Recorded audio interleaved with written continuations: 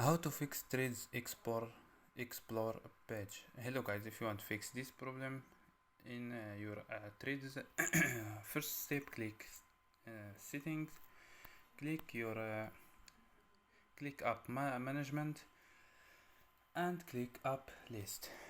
After these steps, wait a second for loading.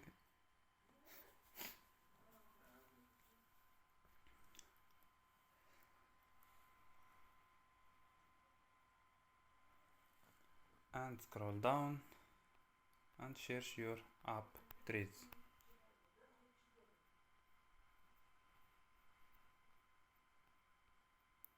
So click trades and click force stop. Click and click force stop this app. Okay. Click storage. Click storage. Click clear data and clear cache. So don't forget like and subscribe. Bye.